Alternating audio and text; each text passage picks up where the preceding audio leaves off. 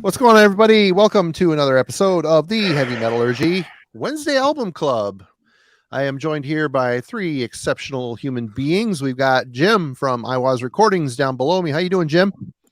Doing well. Glad to be here. Hello, everyone. Kellen from Killing for Company YouTube channel. If you're not familiar, definitely go check that out. Link in the description, as is iWaz. How you doing, Kellen? I'm all right. Ready for this one. It looks like he's putting his gloves on. He's lacing up his gloves. And of course, to my left, TJ from the Glorious Dead. How you doing, man? Well, I'm not going to get into it right now, but I just advise everyone watching to eat more corn. That's definitely or less corn, depending. No. The more, the better. Just, if I seem a little pinched, there's a reason. But anyway, hey, and thanks for the poundage. Appreciate it so much. You rule, sir. And everybody in the chat, hello, welcome to another episode. Hope you're all doing well. We have a fun one to talk about today, but I think first we should maybe dive into what we've been listening to this week to put a little perspective, the juxtaposition that some of us might have had from what we've been listening to and what we were listening to for this episode. But Jim, we'll start with you. What have you been spinning? I'm sure it will generate a tiny bit of controversy. I, unlike most people, actually like some latter era Satyricon, so been doing the deep call upon deep. I actually got this like really cheap. Somebody was selling it used, and I wouldn't say it's like awesome, but there are some cool moments on it. I kind of like some of their catchy black and roll stuff. I know that's blasphemy. It's fun. It's fun. But hey, man, I'm fueled by hatred. I can get behind it. What was that one that they put out? Was it like I King or something like that? King. Yeah, King. Yeah, King. Yeah. Was it a on a tombstone or something King. Yeah, I can't remember what record was off. There was I Diabolical is the name of the album. That's it. I Diabolical. Yeah, there had a couple catchy moments. There's some good songs on that album. I like it, man. Yeah, you can't find it anywhere these days, not even the CD. So really, but anyway, interesting. Yeah, it's hard. All right, Kellen, what have you been spinning? So this just came in the mail this week, so of course I decided I would give it a spin. This is the new, and I guess the last record from Faust. Dragon. This is the album art here was inspired after the Saxon deep dive. This is a Marty, you can see, dealing with the 6-hour stream here, but yeah. Engorged, and I'm engorged penis purple too, so yeah, that's that's right.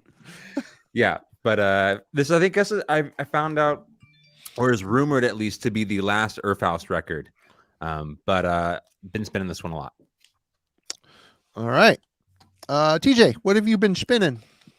Well, I've been working on this one, the new horrendous. Yep. I don't know where I'm at with this. It's kooky. It's kooky, and it's look at us. We can play all the notes. Man. You know how much I gush about this band. I mean, Exodesis. I just absolutely adore those records, those first two records, and the Chills is great, man. Yeah, and Exodesis, I love that. I just absolutely, and I don't know, man. I'm not sure where I'm at with that. And then I've been aborted Retro Gore. We're jamming that. It was like 2016 or something. Super technical and tight. It's killer. And then I thought I had a copy of it, and I was listening to Edge of Sanity Crimson this week as well, and I thought I owned a copy of it, and I don't, and so it's on its way. So yeah. What's up, Alan? Hey, Jeremy. Hey, Logan. Hey, and a lot of people not familiar with in the chat. It's there's been a lot of new subs. If you're new here, thanks for joining us, and it's good to see you. Have fun. And for me, I'm on a bit of a binge on this band. I watched a live set one night and kind of got enamored by them. Darken Nocturne Slaughter Cult. This is Nocturnal March. I don't know which one this is. Pretty cool matte. It's a matte finish with a spot gloss UV print. The unique thing about this band, I guess, is the front woman, Onilar. She is also, and the band, the guitar player for this band also, Velnius. Both of them are currently in Bethlehem, as well. But her voice is just super sick. She's a great guitar player. This is just straight up, no nonsense black metal, but super catchy. It's the dissonant rock kind, which is the kind I love, and they're good songwriters. There's a lot of cool hooks, interesting start-stop type stuff. It's just well written. I bought 3 records of theirs. Out of the 3, this is the one I've been listening to the most. I haven't got through all the others yet, but Dark and Nocturne Slaughter Cult. Check them out. From Germany. Good black metal indeed. Anybody heard that here? I saw Kellen nod his head. Yeah, I mean, classic No. German black metal band, right? They've been around for a while. Right. Oh yeah, I got all their stuff. Yeah, sure. Well, tonight TJ picked this album by the international band Dream Unending, Song of Salvation. Dream Unending is a 2-piece band project, I should say it. I mean, they're not really a band. They formed in 2021, and they are known for. The drummer vocalist is Justin DeTore. I don't know how to say his name exactly. He has been in a ton of bands. He started off in the hardcore scene, ended up in the metal scene. He is in his more popular bands that people are talking about are Innumerable Forms, Sumerlands, which everybody's talking about right now. I have not heard that yet. I hear it's good. Also Magic Circle, which is pretty good. Taste of Fear, some others, Devil's Dare, Solemn Lament, Stone Dagger, Vestal Claret. I don't know. There's a bunch. Mind Eraser. He's been in tons and tons of bands. And the other guy is doing guitars and bass. Sorry, I have a camera right in the middle of my view. Derrick Vella. He is also known for his work in Outer Heaven and Tomb Mold. So we have a super group here, and they have released 2 albums. 2021's Tide Turns Eternal, and of course Song of Salvation, which came out this year. Tide Turns Eternal. And this is another one of those bands that I guess the band's members' pedigree allowed them to bypass the demo stage. Supergroup, that's kind of just the way it goes. But did skipping the demo stage and building your sound pay off for them? I would say maybe, because they've on their name is on the lips of a lot of people. But let's start off with our first impressions on this. Kellen, we'll start with you. So this is a classic case of a band that gets a lot of recognition and hype, and I immediately run in the opposite direction. I feel that like happens with a lot of $20 spin bands where I don't know if it's because I'm constantly immersed in this, now doing like YouTube content, or just because $20 spin as a label has so much momentum right now. But I saw this band emerge, and I was like, okay, it's a doomier band from the Tomb Mold guys, is kind of how I immediately interpreted it.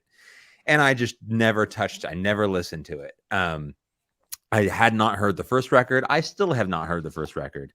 It's pretty good. It's pretty good. Yeah. I mean, a lot of people who I trust and who have praised it, have enjoyed it. That's why I bought it. It didn't blow me away, but it's okay. It's pretty good.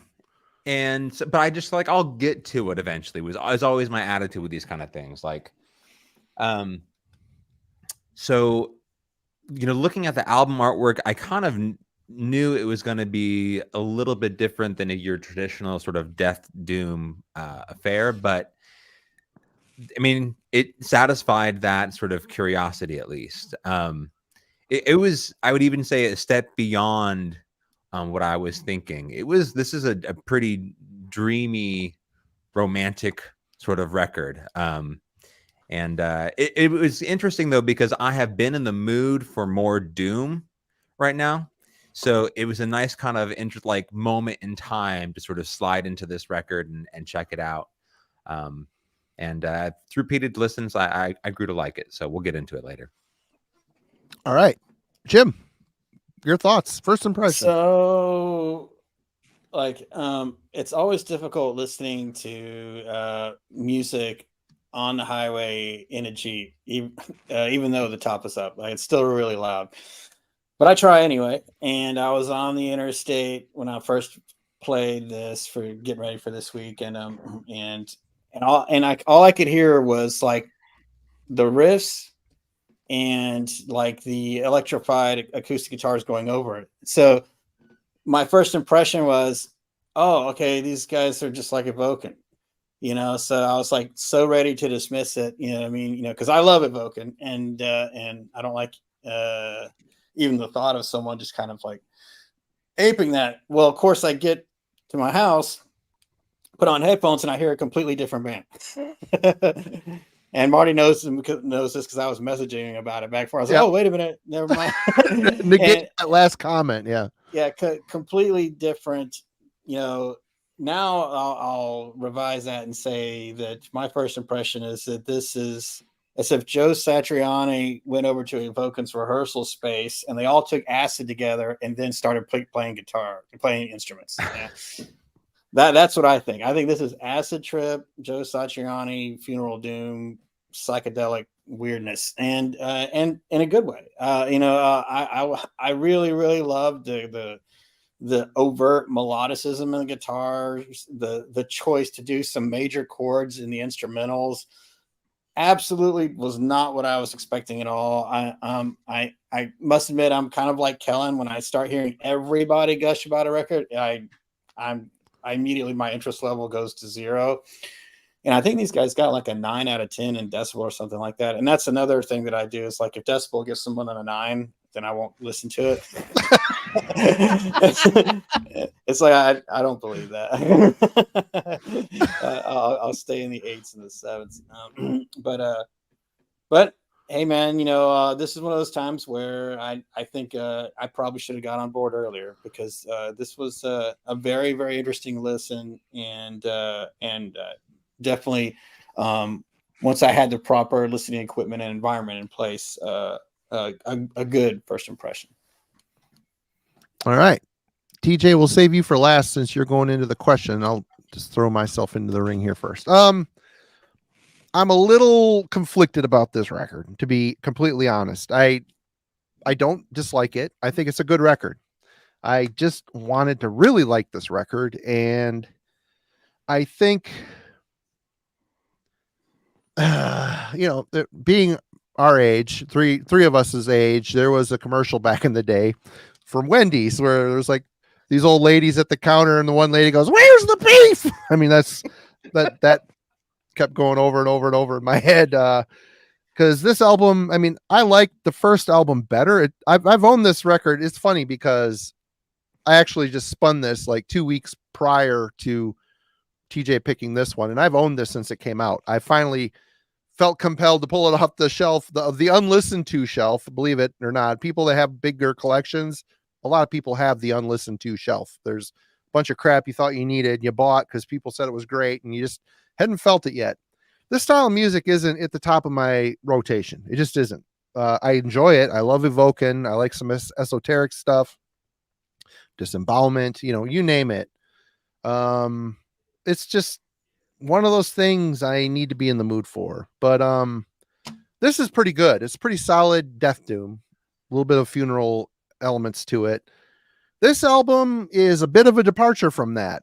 Granted, we'll get into the nuts and bolts, but it just seems like the metal bookends this record. There's a whole bunch in the center that isn't really metal at all, which doesn't bother me. I can take that. I'm really appreciate the talent, the craftsmanship that went into building these songs, but largely it just it kind of wanders for me. I think it's just kind of we're doing pretty things. We're doing pretty things. We're really highbrow songwriters pushing the boundaries.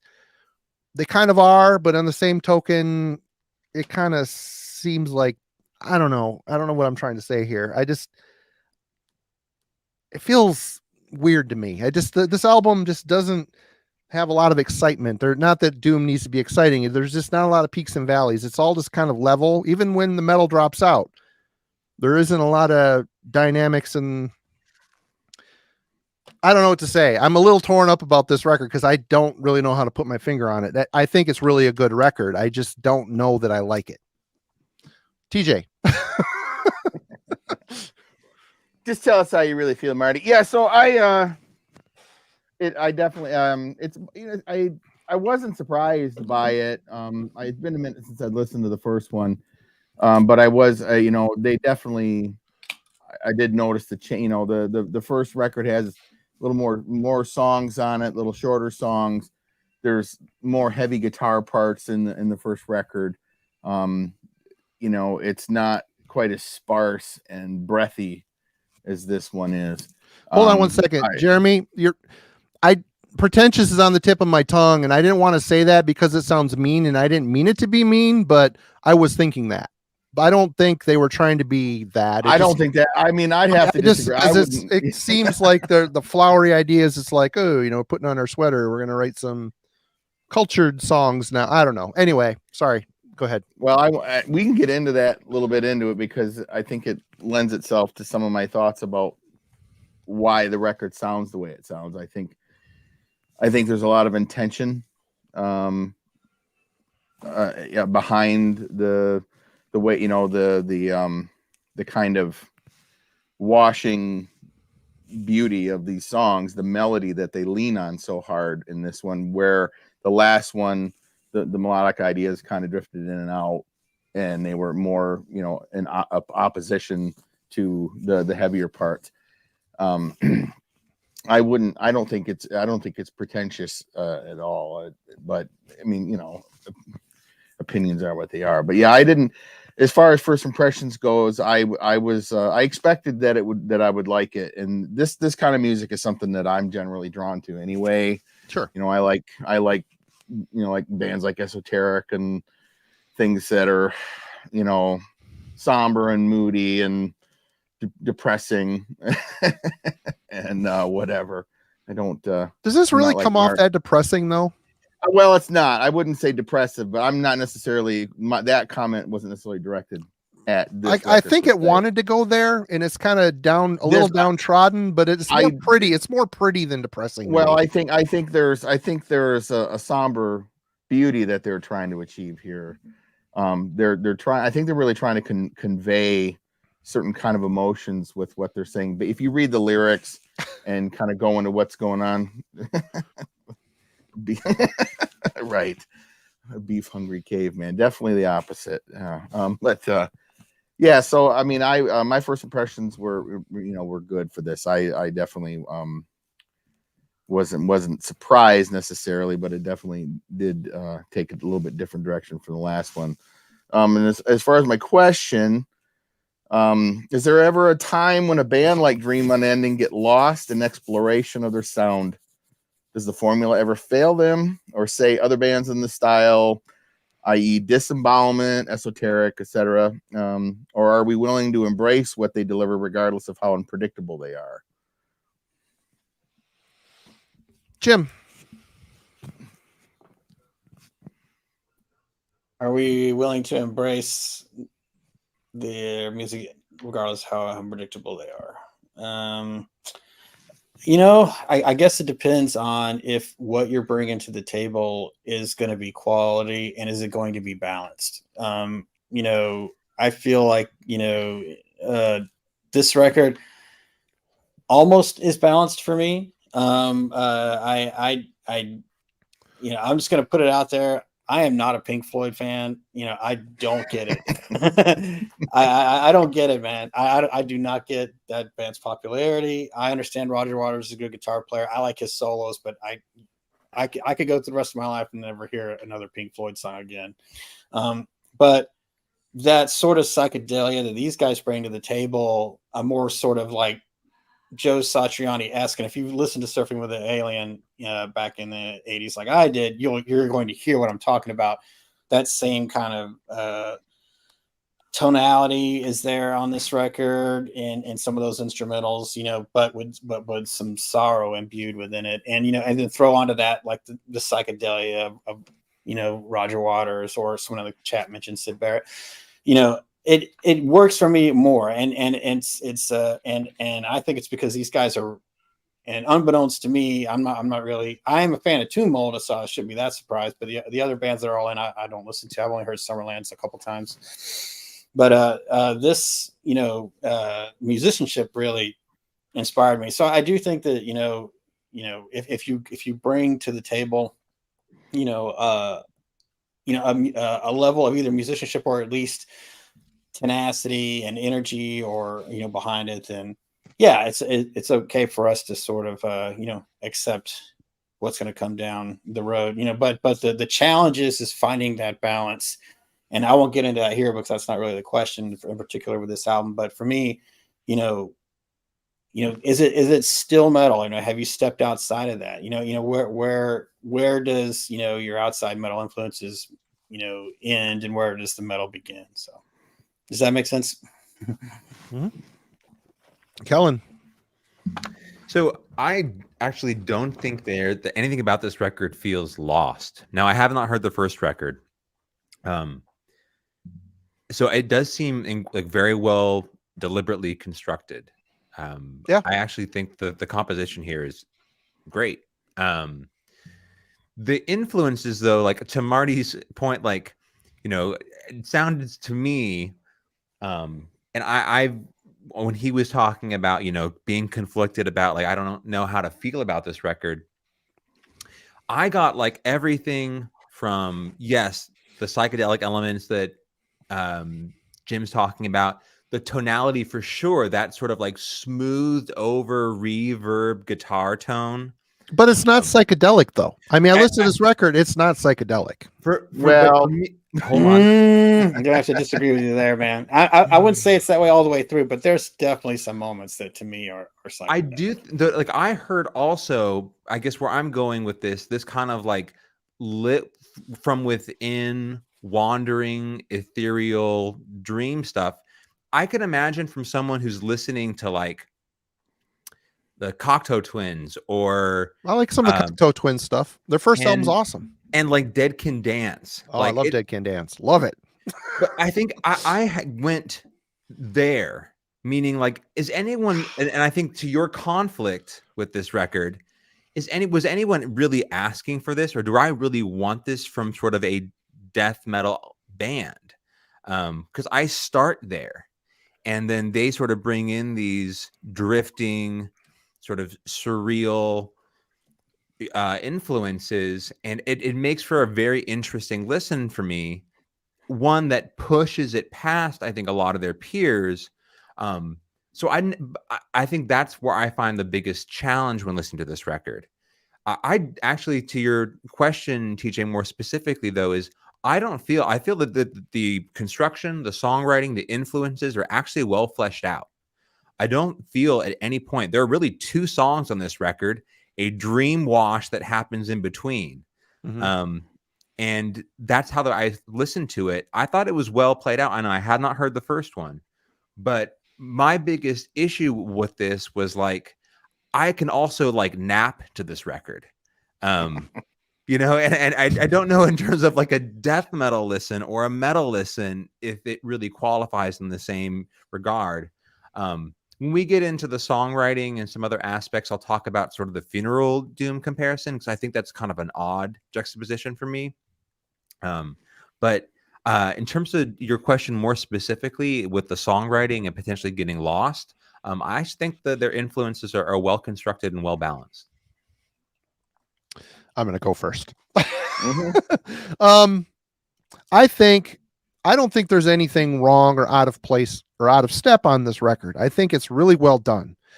And when it comes to Funeral Doom or Death Doom, I think kind of pointing it, getting into TJ's question a little bit, I think that is the perfect genre within the metal realm to try experimenting. Disembowelment is a prime example. Transcendence to the Peripheral.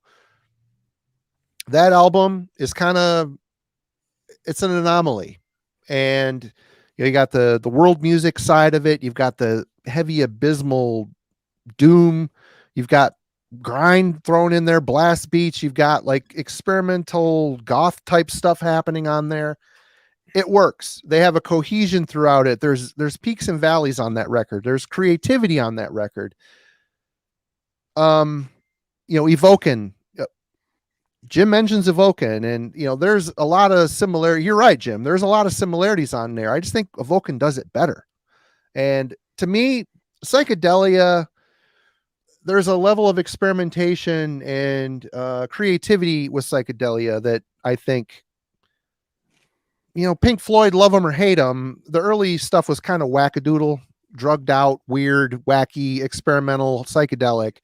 This to me, it sounds like they turned off the distortion and just picked through some chords, some pretty chords, some nice melody lines. I'm not discrediting it. I just don't think that this is, the next groundbreaking thing. It didn't really move the ball across the touchdown for me in that regard. It's kind of like when you see metal guys experimenting with noise, or we're going to do a noise project. You can tell it's a metal guy doing noise, where people that grew up doing noise their entire life have more of a, this is just I'm throwing this out as a example.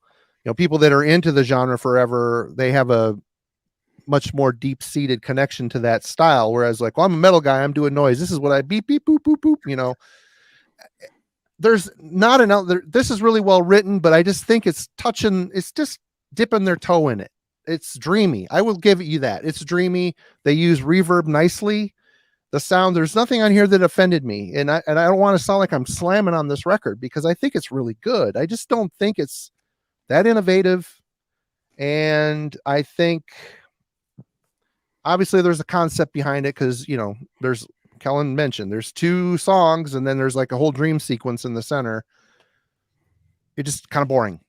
It just there's not enough peaks and valleys throughout the center of this record to carry me through the distance. But TJ. Well, I think to my question, I mean, if it's something you're interested in to begin with, right.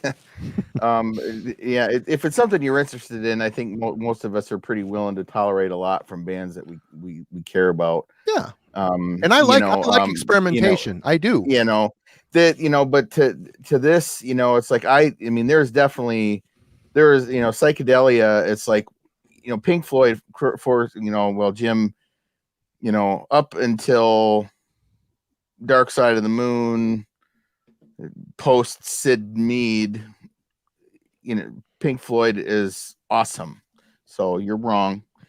That said, but you can't dismiss this. This is definitely psychedelia, but again, I don't think that's what they were going for here. But it's when you're dealing with writing guitars and music in such a way, you can't really escape that kind of feel, to this. And there's more going on to this than just reverb. He is using layering effects and cavernous. Yeah, there's flange too. Yeah. What'd you say? There's a flange pedal and maybe a phaser too. Oh yeah, he's using some, a lot of different stuff trying to achieve a certain effect with all that stuff. But I mean, I think any band can go too far, but the latest metal album review. Ambient adult contemporary rock with a touch of psych. For a good chunk, he's not wrong. He's not wrong. Anyway, maybe I guess minus the guttural vocals. I don't know, but I mean, it's with any of these bands, I think there's moments where they can fall off the rails, and there's even for this, I think there's a couple little spots where, in the middle of this where it does feel like it's kind of floundering a smidge to me, but yeah, I don't know. I think by and large it's, we're all kind of willing to embrace what these bands are trying to do, because we're all eager to hear something fresh and different, and and what have you. And the hype be damned. I'm willing to check things out. Oh, sure. Because the old bands are the old bands. We can always go back to them and rely on those classics to always be good and anchor us in what we love about metal. But I'm always eager to find something new, personally. So yeah, I don't know. All right. Did everybody have a turn on that one? All right. Discuss the musicality and composition of Song of Salvation. TJ, you're up. We'll start with you. Oh, fine. I think overall, I think the record's beautifully put together. I like how you like Kellen points it out. You've kind of got these two big ends and then this whole piece in the middle. And I feel, lyrically, it seems like they're trying to portray this, based on, right from the, Song of Salvation. It sounds like, somebody's exploring, their faith or their beliefs or something. And they're working through that and struggling and whatever. This through a beat. Right on. And and so I feel like there's a bit of a theme running through all this, where they're trying to really convey certain emotions, and obviously a very somber and deep, kind of a introspective, and so and I feel like it runs from the beginning to the end. And then in the middle of it, it's just kind of this dreamy, ethereal kind of what have you. But I think that they did a really good job piecing it all together. I think it doesn't really meander at all. You get into the middle and there's that kind of instrumental part, where I feel like it does kind of fall off the rails a little bit. But beyond that, and I mean, there's a trumpet in here. So, I mean, it wasn't a saxophone like I keep threatening, but there was a trumpet. So that was cool. There But, was a trumpet. Yeah. Yeah. I was like, hey, Phaser and a reverb. punk us? But by and large, I think there's really not much I can complain about. I the parts feel really well thought out. They are sparse, but for me, I get caught up in the emotion of it, and I think it's really when he gets into the spacey guitar and the cavernous reverbs and stuff, it really it's quite beautiful. I think it does a really good job with it. So I don't really have any real gripes about how they put this together. I think overall they did a really good job piecing it together. All righty. Jim. So yeah, it's interesting. I mentioned earlier I've only listened to Sumerlands a little bit. I do like what I heard though. I'm actually thinking about diving a little more into those guys. And I am a fan of Tomb Mold, so I was actually really surprised at the level, maybe not so much from the Sumerlands point, but from the Tomb Mold point, how much melodicism is in here. I mean, you really see just how great of a guitar player this guy is. His name Derrick, because what he's doing here is it's all about phrasing. When you're a good solo player, plays notes that aren't shredding is fun and all that, but it gets boring really quick. But if you play your notes in such a way where it's kind of like you're building like a song within a song, you're making something that that sort of just kind of just makes sense to the listener, you know. It's really cool to do, and most of the time in a melodic sense it can get really boring. That's what leads us, you know, into the like the pop realm, and none of us we wouldn't be on this show if that was our focus. But what this guy is able to do is present melodicism in a way that has a lot of emotion, and you know the major chords and major keys that he plays with the background of doom as the bookends of this album, you know, kind of, you know, give them like a little bit more of a foundation and make them interesting. So for me, it was really, really cool. You know, they're able to work that in, you know, to work in the more kind of like psychedelic aspects. You know, I really just kept thinking about, melodic instrumental guitar driven albums, you know, like I know I mentioned Joe Satriani earlier, but I really loved that Surfing with the Alien album, and it actually made me think about it a lot, you know, as if it was like slowed down and like had Funeral Doom going behind it. And then, you know, you throw in the crazier stuff like, you know, Layli Abdul Roof's trumpet, and, you know, the second track, and, you know, Phil Swanson from Atlantic Codex, you know, does some singing on Secret Grief as well. He's got a really cool voice. Great band too. Atlantic Codex rule. Great band. Yeah. And he was also in early Sumerlands as well. So another reason for me to check that band out deeper. The band rules, dude. Cool. I'll give it some more attention for sure. You know, so yeah, I you know, and you know, and also in order to present this, you know, music, you know, there was a very specific intent to I mean, the name of the band is, you know, Dream Unending. You know what I mean? So of course, you know, that dream state that you're hearing in between the two heavy songs completely makes sense. And I think they achieved that because these guys have a knowledge of how to, you know, bring these effects and to help, you know, their music sort of like really create that realm, you know, and we all know, as you know, or at least, you know, I think all of us know that you know, controlling effects in such a way where it really adds to your music and doesn't, like, you know, suppress it, is an extremely difficult thing to do, and these guys do it. So they're really, really good at not just their instruments, but actually, you know what they accomplished, you know, with their gear and in the setup to, like, it all was in service of the song. So I commend them with that. The only like a thing that they bugs me a little bit, that I just wish they would have had a little bit more emphasis on, is the heavier elements of the album. When it is heavy, it is good heavy. I really like the doom riffs. I think the guy's got a great, you know, doom vocal.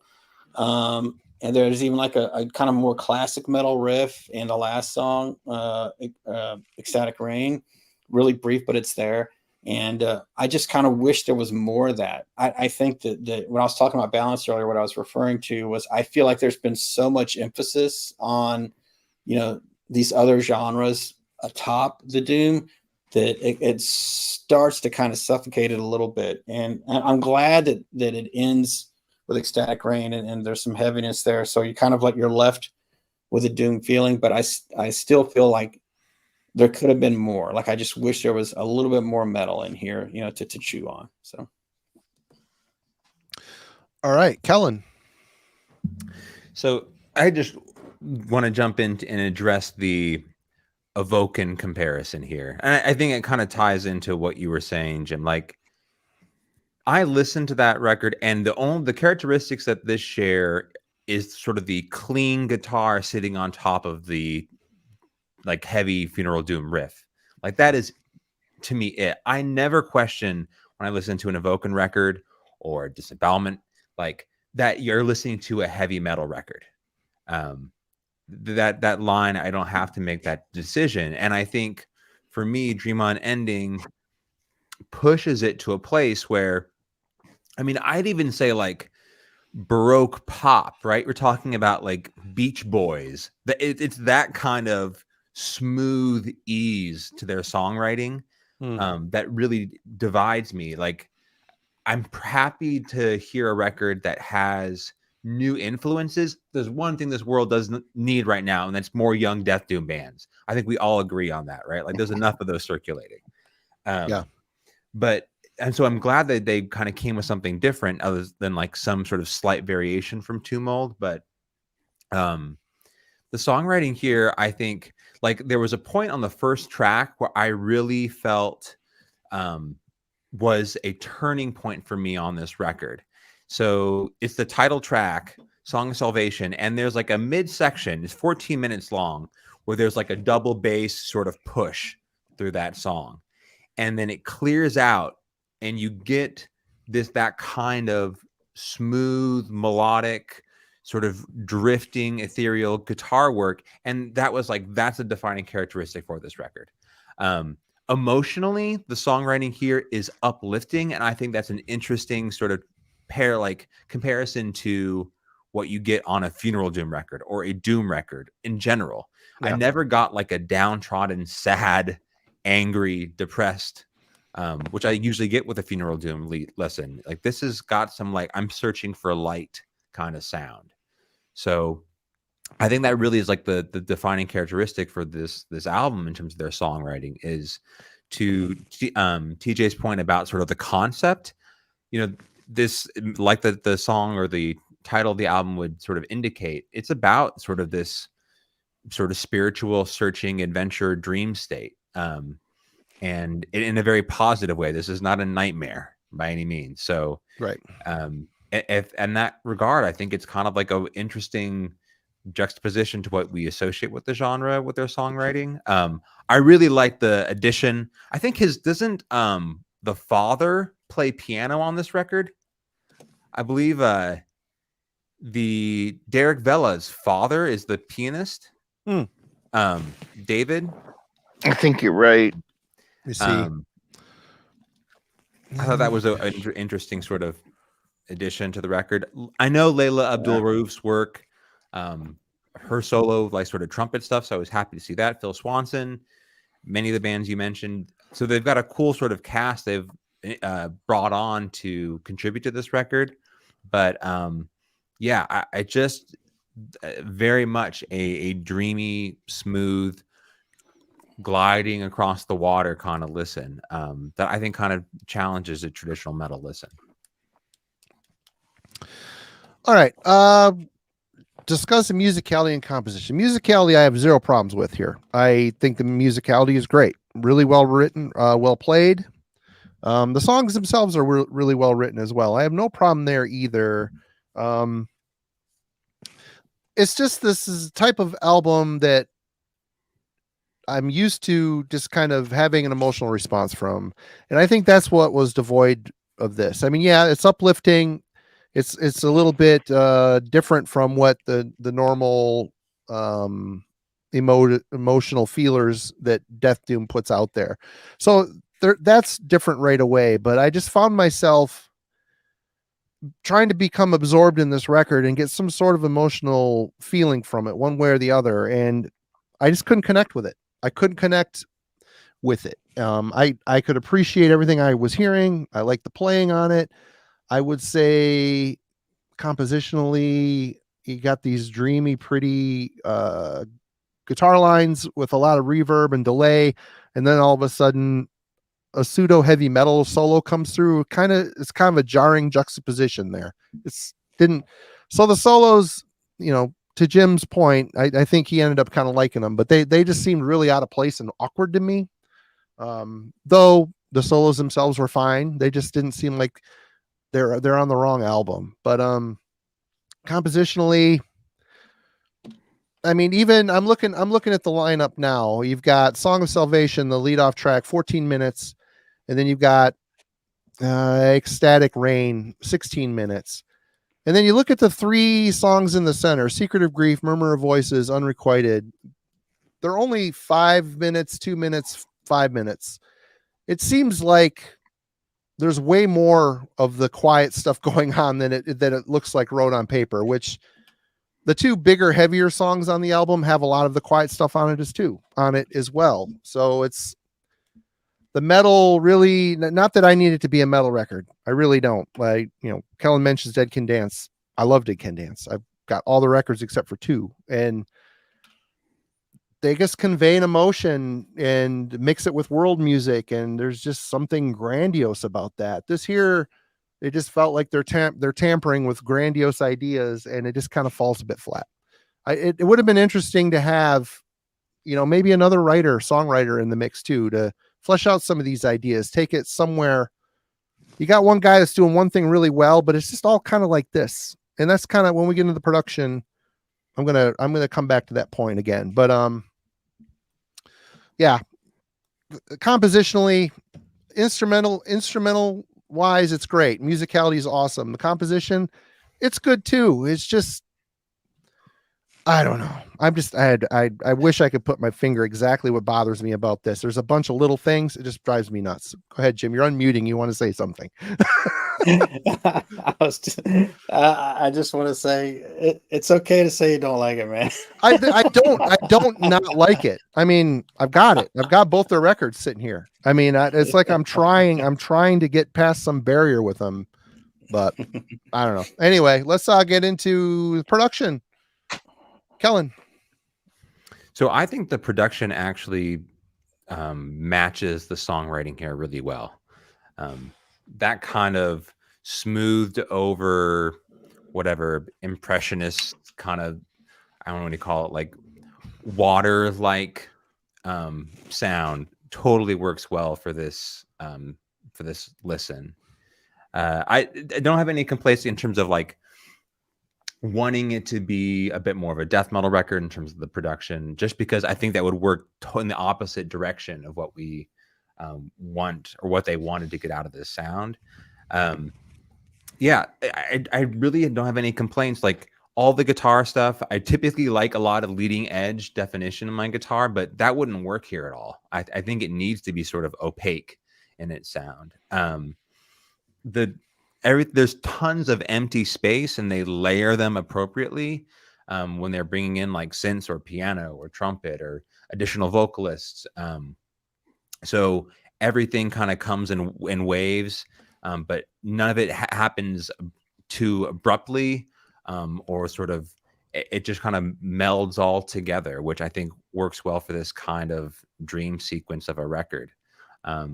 So there's the metal part of it. The 2 major songs, I was happy enough with them. I knew sort of the stylistic cues with the production, making sure like that clean guitar tone sits on top of the riff appropriately. But like heavy vocals everything. It's a very empty record overall.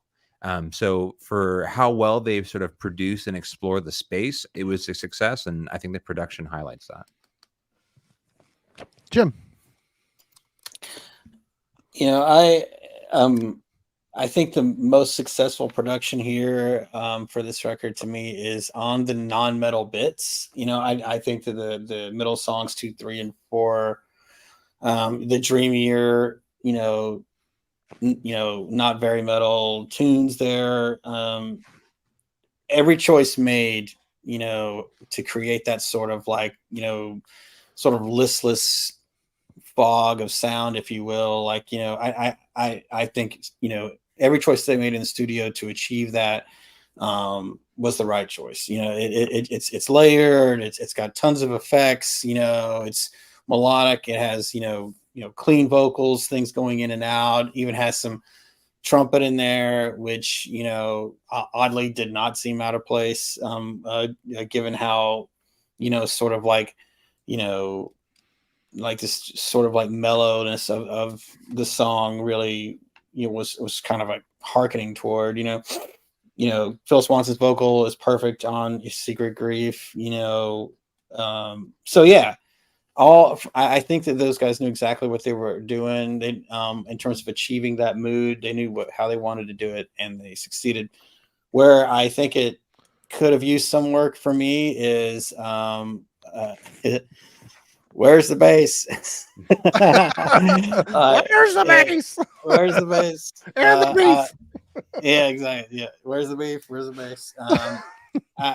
It's there. And obviously, to Kellen's point, like, it can't be bowl thrower. It can't be distorted bass high in the mix. Like, there's nothing dreamy about that. You're going to wake up quick, yeah, you throw an HM2 on a 4-string, but at the same time, though, I do feel like it sort of lacks from a bottom end. You know what I mean? Like it's mid-rangey, which is great for the dreamy stuff, and I love mid-range too. But it's almost to a fault for the heavy stuff. I feel like there's nothing pushing that guitar a little harder, and I think that it didn't have to be distorted, but I do think that the bass could have really helped with that. I think it should have been louder in the mix for sure.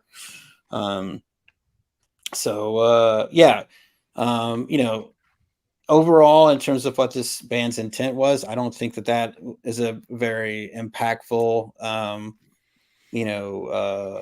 slip, but just for me, with my, with what I like to hear, when I'm hearing Doom, I like for the bass to be louder, and so I wish they could have turned that up, but overall, I think they did a good job.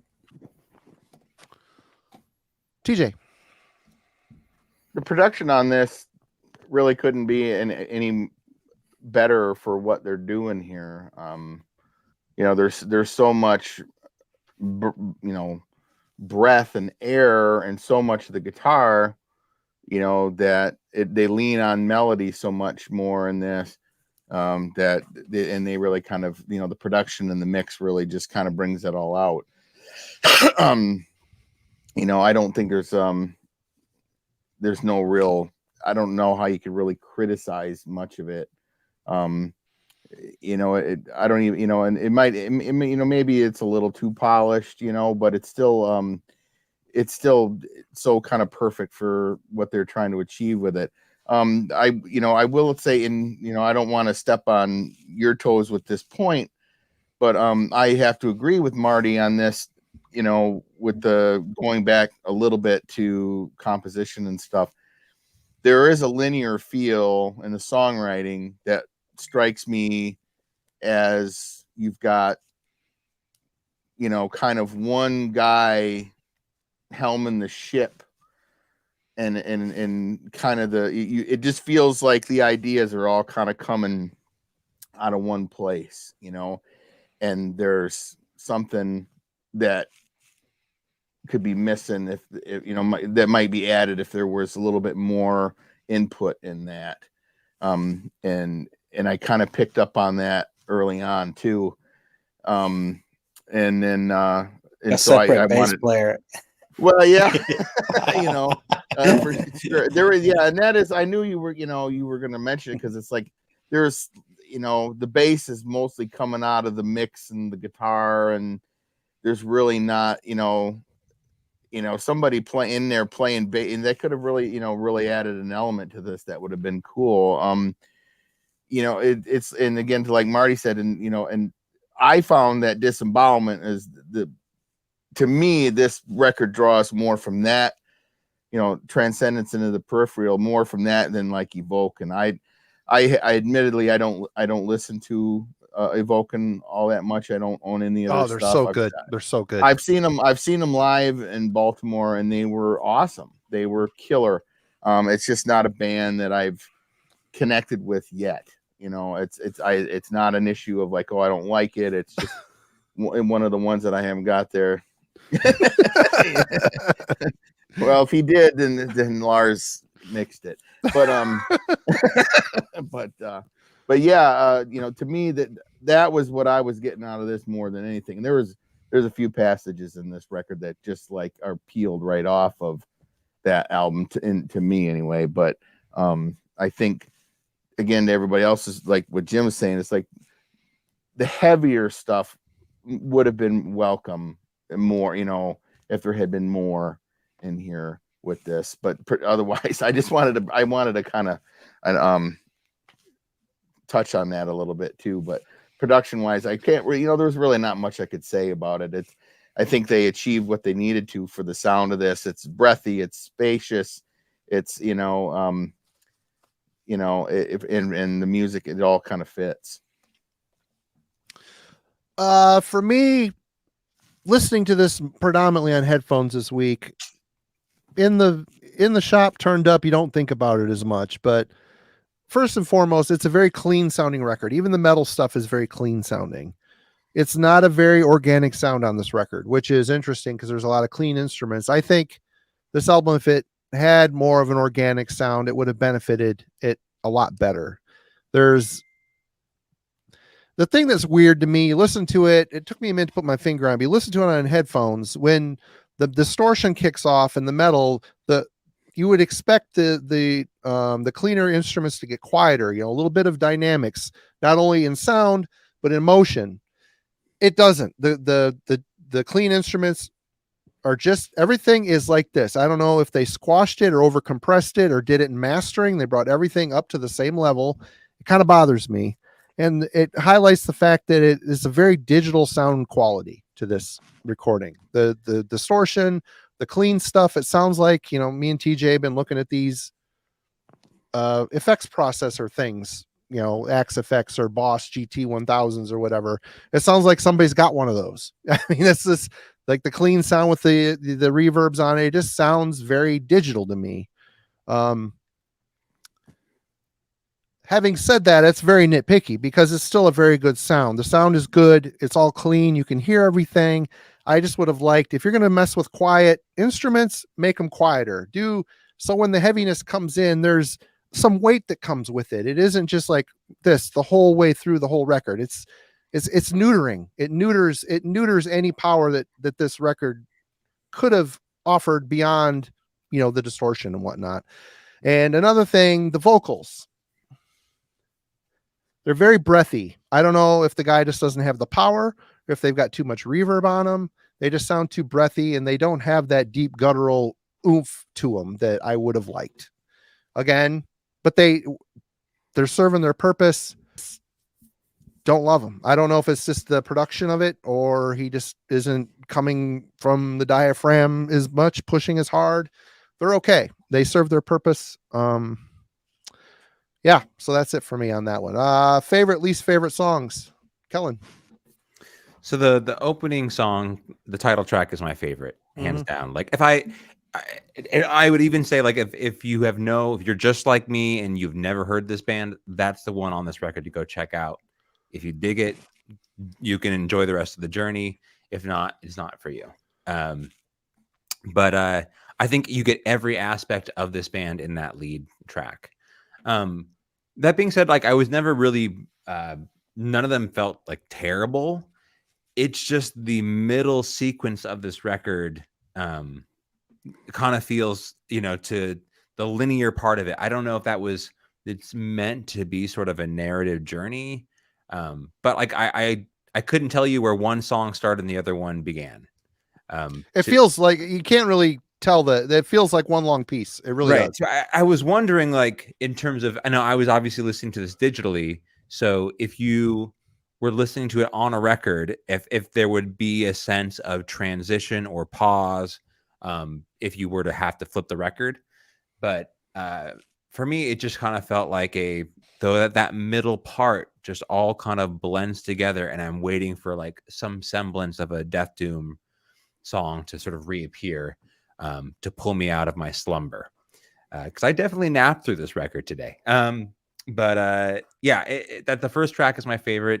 Middle part is kind of like the weird dream sequence that is neither bad but also sort of potentially forgettable. Jim. Yeah, I'm gonna have to go with Kellen here. The first song, I think, is, you know, got the full breadth of what this band is, what they can be, what they are. You know, there is some good metal in here. There's some cool doom riffs. You know, really the melodicism is this kind of the standout. You know, I do think that the middle section, the murmur of voices, which is, you know, has murmuring voices, and for me, a lot of a, you know, acoustic electrified Joe Satriani feel going on. Like, I feel like that and Secret Grief at least should have just been one song. They shouldn't have divided that up. or I'm sorry, that and Unrequited, because Unrequited is instrumental too. So you got 3 and 4, they're both instrumental. They both fade into each other. They're both super mellow. Both very atmospheric. So like, why even kind of bother separating them out track wise on the album? I think it would have made more sense to kind of just have them as one song. Like I didn't really get that. That was kind of confusing to me. Secret Grief though, I think it's different enough with Phil Swanson's vocals with the trumpet where it could say, okay, I can see how that one kind of sits out on its own. But yeah, I think that the 3 and 4 should have been combined. There was no reason to call those 2 different songs. They're really not. Number five, which is the bookend, Ecstatic Rain. That has a female vocal on it. I don't know who it is that does it. I do like her voice though. I think it really adds some color to the record. And there is unfortunately some like talking at 12 minutes in, and if you guys have watched the show with me, I hate that. I can't stand dudes talking on records. Like I don't get it. I'm just like, dude, sing or shut up. Was it a sample or someone talking? I couldn't really tell. I mean, it's a dude talking either way. Yeah, it struck me as a sample, but yeah, it's still a dude talking either way. Either way, I always feel like it comes off as goofy. It always takes me out of the moment when I hear that. Like if it's a brief sample, like something cool, like from RoboCop, Dead or Alive, or Coming with Me, like, give me something cool, but keep it to 2 seconds. I'm good with that, but I don't like long conversations and songs. They're extremely distracting. So, but other than that, though, Ecstatic Rain is a really good song. I just feel like Song of Salvation, though, for this band is back to front a great song, and I don't have any misgivings about it. So if like Kellen, if I was recommending one, I would recommend the title track, and I could totally see why they named it that. So yeah, I guess that's I've covered it all. Okay, TJ. Yeah, I like the opener and the beginner. I like the way that the album opens and closes. Both songs really kind of encompass everything that the record is. I mean, considering that it takes up the bulk of 30 plus minutes of the 43 minutes of the record. The instrumental bit in the middle, the Unrequited or whatever it is, it felt almost like, I mean, I like it, but it just, there's a moment where it feels a little like filler, like we got to have something more. And he had the piece laying around, something he was working on. And it's like, well, this is cool, dude. Let's just, let's do this and this and this and put it in there and make it what it is. And, it could have easily been tagged on to, broken in half and tagged on to the 2 other songs or whatever. And woven into the, the kind of, tapestry of what they were trying to achieve. But otherwise, I think I like all of it. I don't really have any, but I definitely do like, the opening Song of Salvation just delivers the whole record. And, what is it, 14 minutes, 17 minutes, whatever it is, it's all kind of right there. And then the end of it, it's still, but yeah. So otherwise, yeah, that's that's kind of it. All right. Oops. Turned off there we go. For me, I had a hard time piecing out songs on this. It feels like one long song. The first song is the best song for me. TJ's right. They pretty much encompass what the whole album, a lot of what the album has to offer in the first and the last tracks. Both of those are my favorites. I don't dislike anything on this record as far as musicality goes. I think it's all really tastefully done. I think the instrumentation is great. The pacing, I would have, I get the concept, the idea of it, the dream state. It works for that, but I personally would have liked some more peaks and valleys in it. So The first and the last track are my favorites. The middle section, it all kind of bleeds together for me. It sounds like one long song, all kind of bearing on the same theme, similar themes. Yeah, let's talk about Judgment. Final thoughts, Jim. Yeah, I think this is an album where there was a lot to unpack for me. I came into it thinking it was going to be one thing, and then realized it was something totally different than what I was expecting. So, kudos to them for bringing that, to the forefront. I'm still on the fence. Is this something I would buy? I'm not exactly sure. Like I do like it, but when I reach for Doom, I reach for Evoken. That's my band, and I feel like when I'm talking about balance, like I think they do it perfectly, because when Evoken brings in kind of non-metal elements like super slow post-punky electrified guitar over the distortion, or the violins, or cello, or, whatever, it and keyboards, like it's to me it's all perfectly balanced in the context of the Doom. So I wonder, like, how often would I return to this record? I do think if I saw it out in the wild, for a reasonable price, I'd probably pick it up. But overall, even with my nitpicks here and there, I think it's a good record. So for me, it's like a 7.5. All right, Kellen. I was wondering, like, if someone who was potentially just getting into the genre, this would be a more approachable record versus someone who's incredibly well versed in it.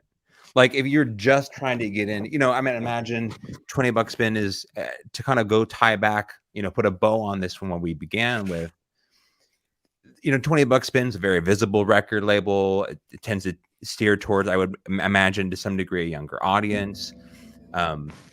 This band's got plenty of exposure. So I was kind of wondering during the course of this discussion if we're looking at it trying to sort of shoehorn it into a disembowelment listen, if we kind of thought about it from someone who's just trying to get into death metal, this would actually be a nice sort of first record for them potentially. If you're 15 years old and this is something you want to get into, it may be something that's a bit more approachable. For me, I guess in terms of what I pick it up, I'm not really like jumping at the opportunity to grab this record. But at the same time, I will say I'm almost certain I will return to it. It's sort of a weird mood record. Yeah. And probably the strength of it is sort of its personality to me. I don't know necessarily, like, to your point about like not emotionally identifying with it. I haven't sort of figured out this record, and it's not like Voivod. We don't need to go back there. I heap praise on that record because it's perfect, but I also didn't emotionally connect with it. So Right, that's kind of where I'm at with this one. I agreed. Yeah. If Dream Unending, if you see this, you're essentially, your record's as good as Killing Technology. So take that, into consideration. But yeah, it was. I would say that, like, by sheer force of personality, this record was a success. It has a unique voice, and in that regard, I'll probably at some point in time circle back to Dream Unending, or if they put out another release in the years to come, whatever. I'll check it out for sure. For a first listen for this band, yeah, I'll take it. TJ. Yeah, I'll listen to this. This will end up, being respun. I tend to gravitate towards stuff like this. I like stuff that's moody and emotive, and stuff that you can sit under a dimly lit bulb and feel sorry for yourself with. It's just kind of it's in my DNA, I think. But I definitely dig this. I think much like again, disembowelment and stuff. That record ends up.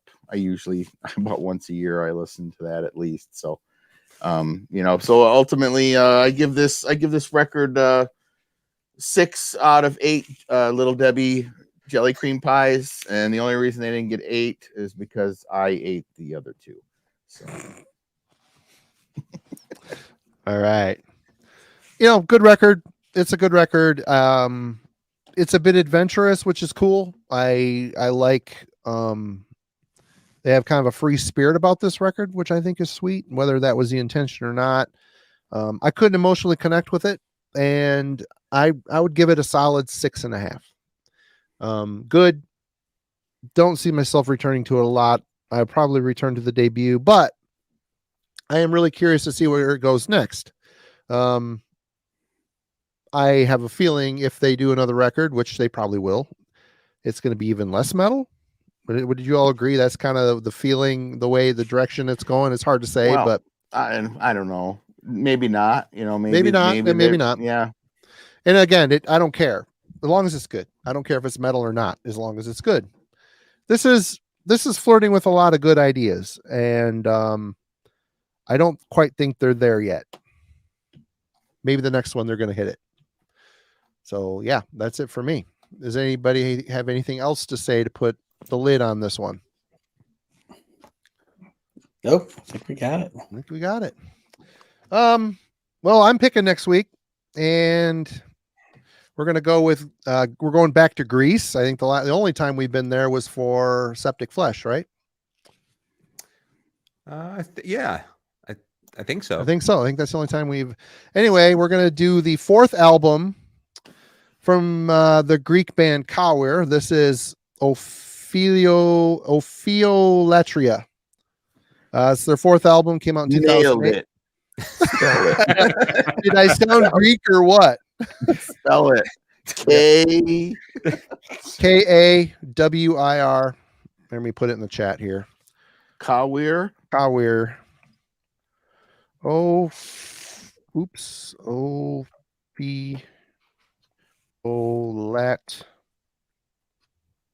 Yeah.